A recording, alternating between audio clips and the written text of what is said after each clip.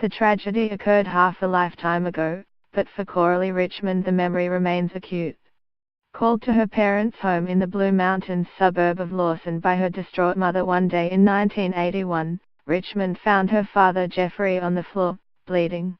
The 72-year-old had been enduring great pain as a consequence of asbestosis he had developed from exposure to the deadly fibers while building houses.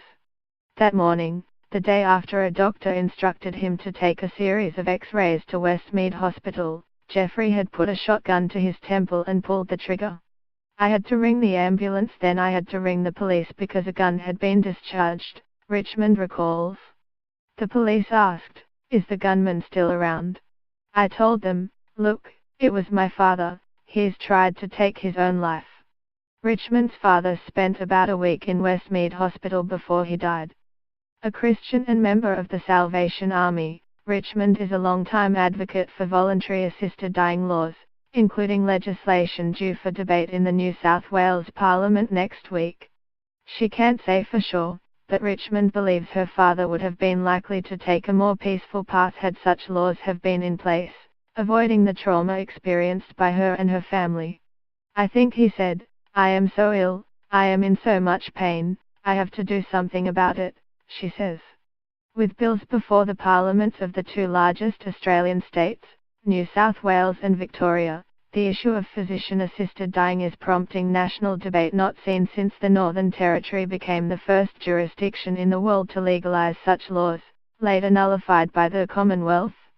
In New South Wales, MPs will on Thursday debate a private member's bill devised by a cross-party working group that would create a law, supporters argue, containing some of the most stringent safeguards of any such legislation globally.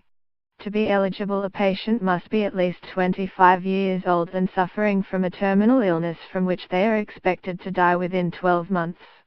The decision must be signed off by 2 medical practitioners, including a specialist, and the patient assessed by an independent psychiatrist or psychologist. There is a 48-hour cooling-off period. The patient may rescind the decision at any time and close relatives can challenge patient eligibility in the Supreme Court. A 7-person medical board would oversee all assisted deaths in New South Wales. MPs will be given a conscience vote, but Premier Gladys Berejiklian and opposition leader Luke Foley have said they are opposed to the laws. Without expected support from key crossbenchers and deep divisions in both major parties, the vote is expected to be a photo finish in the upper house. Should it pass and be referred to the lower house, its passage there is viewed as even more uncertain. But supporters hope for some momentum from voluntary assisted dying laws being debated the Victorian Parliament's upper house. Unlike in New South Wales, the Victorian bill has been introduced to the Parliament by the government and has the support of Premier Daniel Andrews. The bills differ in important ways.